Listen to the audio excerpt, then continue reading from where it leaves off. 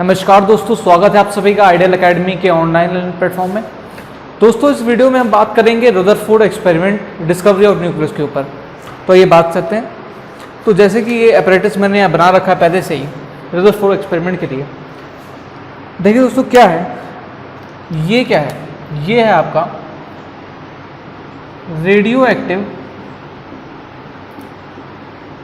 ये है radio active metal आपका पोलियम।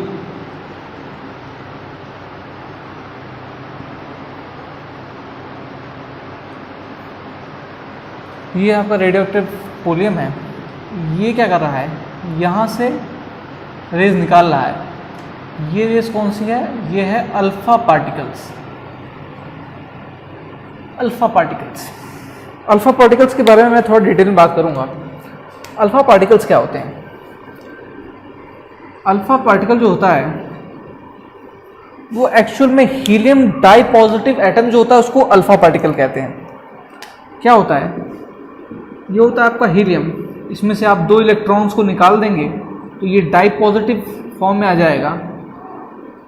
ये जो डाई पॉजिटिव फॉर्म में रहता है इसको हम लोग अल्फा पार्टिकल कहते हैं। ठीक, तो अल्फा पार्टिकल्स यहां से निकल रहे हैं। ये आपका लेड प्लेट है,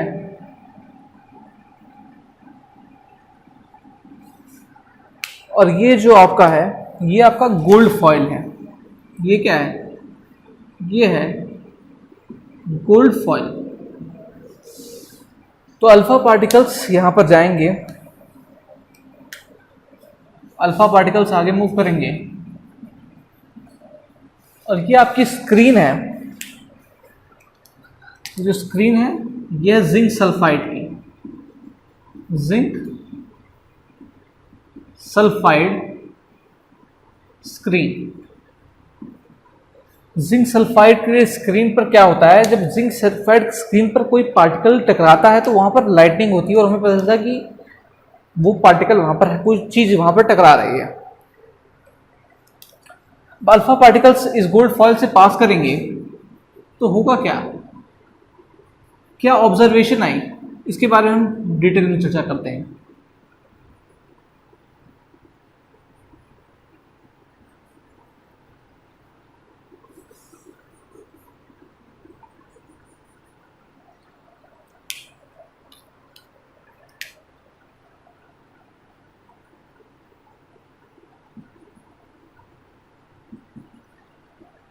तो ये आपकी ऑब्जर्वेशन थी जब अल्फा पार्टिकल्स रेडियो एक्टिव पोलियम से निकल के लेड प्लेट से पास करते हुए जब गोल्ड फॉइल से के थ्रू पास किया उन्होंने, तो हुआ ये कि कुछ अल्फा पार्टिकल्स जो थे वो गए आपके स्ट्रेट लाइन में। ऑब्जर्वेशन क्या आई उस पर मैं डिटेल में बात करता हूँ। पहली ऑब्जर्वेशन ये आई कि 90% जो अल्फा पार्टिकल्स थे वो स्ट्रेट लाइन में चले गए। इसका क्या मतलब हुआ, अगर 90% अल्फा पार्टिकल स्ट्रेट लाइन में चले जाते हैं तो इसका मतलब ये होता है कि अंदर जो है बहुत गोल्ड फॉइल के अंदर बहुत सारी फ्री स्पेस है, बहुत सारा फ्री स्पेस है, फ्री स्पेस है। ठीक, दूसरी ऑब्जर्वेशन क्या हुई, दूसरी और तीसरी ऑब्जर्वेशन में यहां लिखता हूं। दूसरी ऑब्जर्वेशन उन्होंने देखा कि कुछ अल्फा पार्टिकल्स जो थे, कुछ अल्फा पार्टिकल्स वो डेविएट हो गए, डेविएटेड फ्रॉम देयर पाथ, मतलब थोड़े थोड़े एंगल पर वो डेविएट हो गए, deviated from there path. Alpha particle deviate होने का क्या मतलब हुआ, इसको समझिए। अल्फा पार्टिकल पॉजिटिव आयंस होते हैं, पॉजिटिव चार्ज होता है। तो अगर पॉजिटिव चार्ज डेविएट हो रहा है इसका मतलब जो अंदर जो स्पेस प्रेजेंट है उसके अंदर पॉजिटिव चार्ज कहीं प्रेजेंट होगा कंसेंट्रेटेड अमाउंट में। ये जो कंसेंट्रेटेड अमाउंट में जो पॉजिटिव चार्ज होगा उसको न्यूक्लियस कहा गया। ठीक, तीसरी ऑब्जर्वेशन ये देखी गई, तीसरी ऑब्जर्वेशन क्या हुआ, तीसरी ऑब्जर्वेशन में देखा गया कि 1 in 20,000 alpha particle retraces its path. 1 in 20,000 alpha particle retraces its path. इसका क्या मतलब हुआ? इसका मतलब ये हुआ कि अल्फा पार्टिकल वहां गए, बिल्कुल सीध में उस पॉजिटिव चार्ज न्यूक्लियस के पास पहुंचे और रिपल्सन फोर्स की वजह से वो वापस अपने पाथ की तरफ लौट आए। तो ये 3 ऑब्जर्वेशन रदरफोर्ड ने देखा और रदरफोर्ड ने इसके बेसिस पर गोल्ड, ये experiment gold foil, copper foil और भी चीज़ों पे किया और मॉडल ऑफ एटम पे बात की कि एटम के मॉडल के ऊपर बात की। इस एक्सपेरिमेंट की एक और फिगर मैं बनाता हूं और उससे आपको और क्लियर होगा व्यू। रदरफोर्ड के एक्सपेरिमेंट की मैं दूसरी फिगर बनाता हूं। ये देखिए, ये एटम्स हैं गोल्ड के और यहां बीच में उनके पॉजिटिव चार्ज न्यूक्लियस प्रेजेंट है।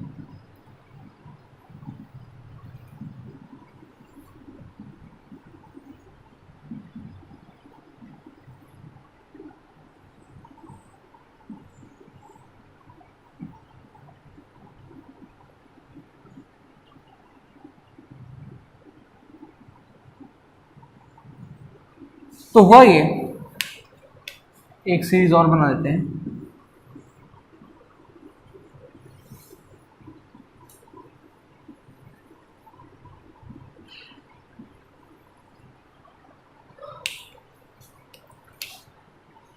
ये थी अल्फा रेज। अल्फा रेज आई और ये स्ट्रेट लाइन में पास हो गई। अल्फा रेज आई, स्ट्रेट लाइन में पास हो गई। अल्फा रेज आई, स्ट्रेट लाइन में पास हो गई। ये अनडेविएटेड अल्फा रेज है जो बताती है 90% अल्फा रेज अनडेविएटेड थी। इसका क्या मतलब हुआ था? इसका मतलब ये होता कि बहुत सारा फ्री स्पेस प्रेजेंट है।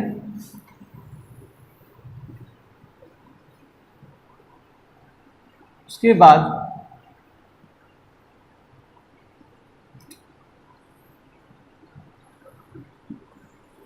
ये स्लाइटली डेविएटेड रेज है। इन डेविएशन से क्या पता चला? इन डेविएशन से ये पता चला कि जो मेटल के अंदर पॉजिटिव चार्ज प्रेजेंट है और उसका जो वॉल्यूम है वो बहुत कम है, बहुत ही कम अमाउंट में पॉजिटिव चार्ज प्रेजेंट है। और कुछ अल्फा रेज सीधी इस पाथ से गई और इसी पाथ पे रिट्रेस हो गई।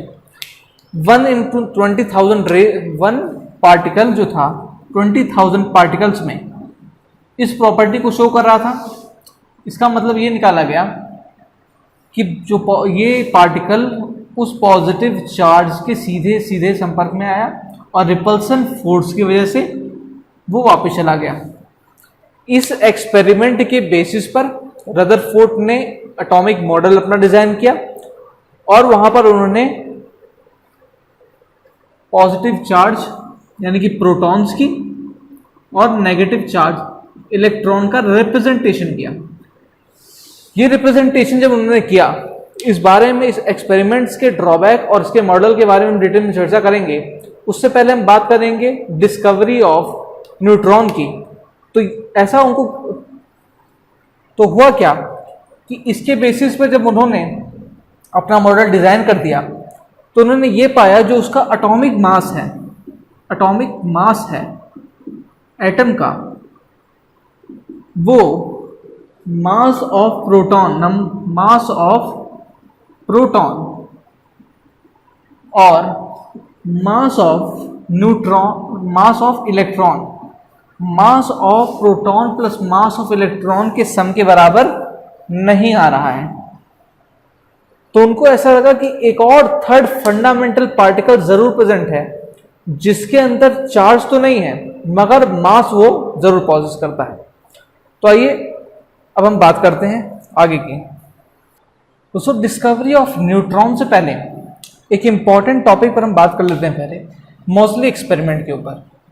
मोसली एक्सपेरिमेंट को समझने के लिए आपको पहले एक्सरे का फॉर्मेशन को समझना होगा कि एक्स रेज कैसे फॉर्म होती हैं और एक्सरे स्पेक्ट्रम कैसे बनता है।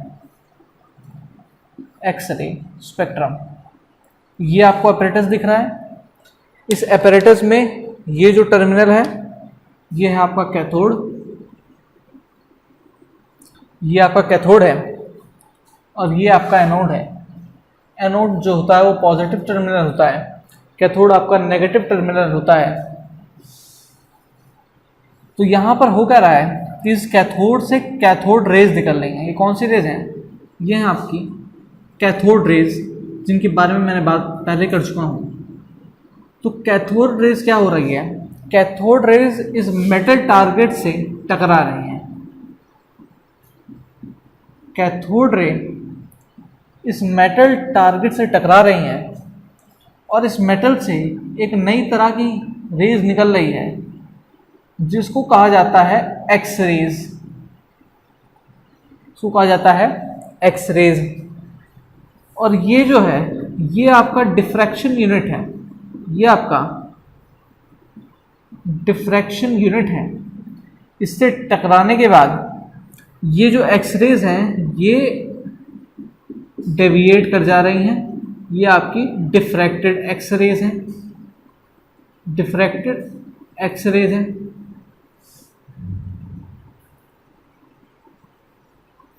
एक्स रेज जो होती हैं वो भी बहुत तरह की होती हैं।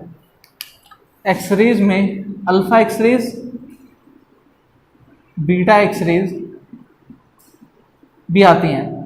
अब इनके बारे में हमारा जानना ज़रूरी नहीं है। यहाँ पर हम एक्सपेरिमेंट को समझते हैं। तो हुआ क्या कि कैथोड से कैथोड रेज निकली, कैथोड रेज ने मेटल टारगेट को हिट किया। मेटल टारगेट को हिट करने के बाद वहां से एक नई तरह की रेज निकली जिन रेज को एक्स रेज कहा गया। एक्स रेज ने डिफ्रैक्शन यूनिट से टकराती हैं और डिफ्रैक्टेड एक्स रेज बन जाती हैं। जब ये जो डिफ्रैक्टेड यूनिट होती है ये अलग अलग मेटल्स होते हैं और इन मेटल से टकराने के बाद उन मेटल्स का अपना अपना स्पेक्ट्रम फॉर्म होता है। स्पेक्ट्रम फॉर्म होता है। इस एक्सपेरिमेंट को जब मौजूद बहुत डिटेल में स्टडी किया और अलग अलग मेटल के एक्सरेज की फ्रीक्वेंसी को अलग अलग रखा तो उन्होंने क्या पाया कि जो एटम का एटॉमिक नंबर होता है, एटॉमिक नंबर को हम रिप्रेजेंट करते हैं Z से। इसकी फ्रीक्वेंसी एक्सरेज की जो है फ्रीक्वेंसी एक्सरेज की ये जो है ये म्यू हो जाएगी। ठीक, तो उन्होंने पाया क्या इस म्यू और जेड में एक रिलेशन को देखा। क्या रिलेशन देखा उन्होंने कि रूट अंडर म्यू जो है वो डायरेक्टली प्रोपोर्शनल है जेड के। रूट अंडर म्यू यानी कि रूट अंडर फ्रीक्वेंसी जो होती है वो डायरेक्टली प्रोपोर्शनल होती है एटॉमिक नंबर के। ठीक, एटॉमिक नंबर क्या होता है इस बारे में बात करूंगा मैं आपसे। तो उन्होंने पहले ये देखा और उन्होंने क्या देखा कि इसको अगर हम प्रोपोर्शनलिटी कांस्टेंट लगा लें तो ये इस टाइप का कुछ रिलेशन बन जाता है जहां ए और बी कांस्टेंट होते हैं। अलग अलग मेटल्स के लिए उन्होंने अलग अलग स्पेक्ट्रम निकाले और ये रिलेशन बनाया। उसके बाद क्या किया उन्होंने ग्राफ प्लॉट किया। उन्होंने फ्रीक्वेंसी रूट अंडर और जेड में जब ग्राफ प्लॉट किया तो वो एक आ गया स्ट्रेट लाइन, वो स्ट्रेट लाइन बन गई।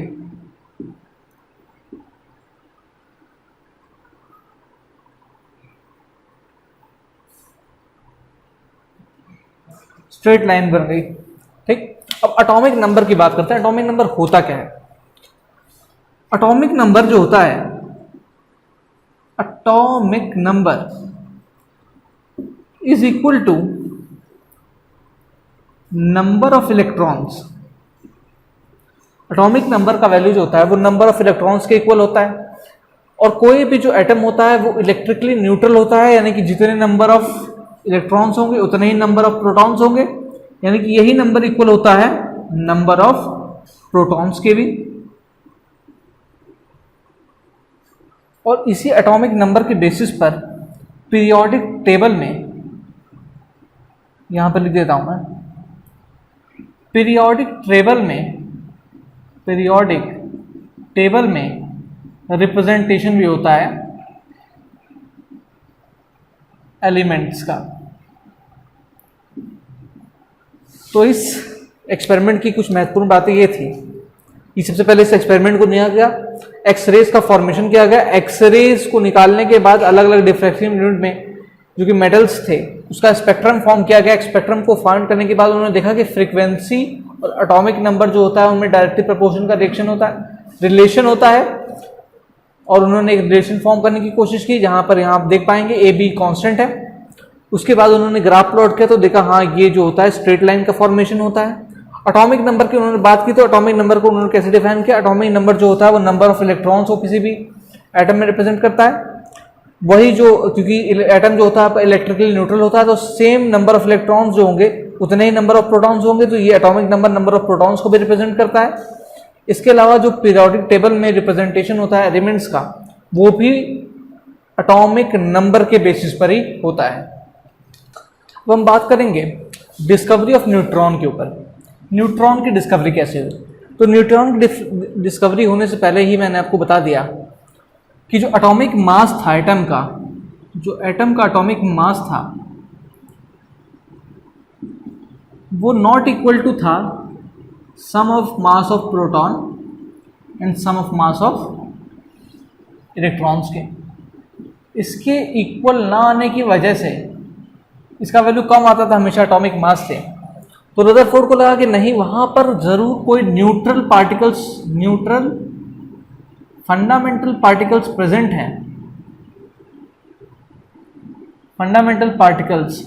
हैं, जिनके पास चार्ज तो नहीं होता लेकिन मास होता है। वही मास भी प्रोटॉन एटम या मास जो है प्रोटॉन के इक्वल, एक प्रोटॉन एटम के इक्वल। तो चैडविक ने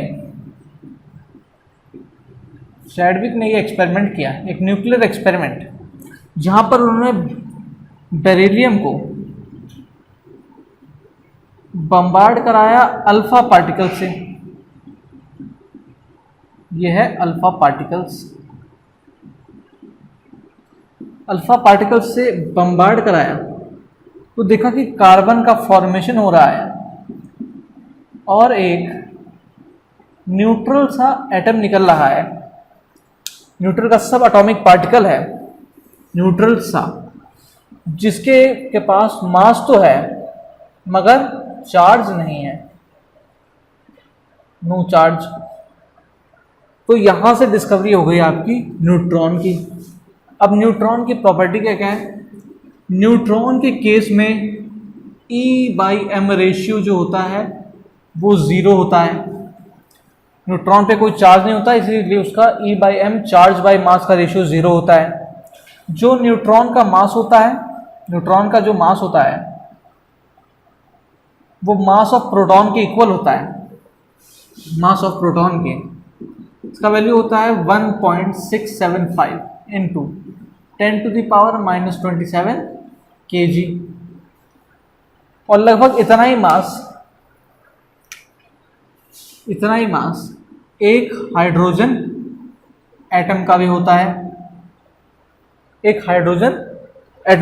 है, तो न्यूट्रॉन की क्या क्या प्रॉपर्टीज आ गई कि न्यूट्रॉन का जो मास होता है वो मास ऑफ प्रोटॉन के इक्वल होता है, जिसका वैल्यू 1.675 इंटू 10⁻⁻27 kg है, जो कि एक हाइड्रोजन एटम के मास के इक्वल है। इसके अलावा न्यूट्रॉन के पास अपना कोई चार्ज नहीं होता, इसलिए उसका E/m यानी कि चार्ज बाय मास रेशियो जो होता है वो 0 होता है।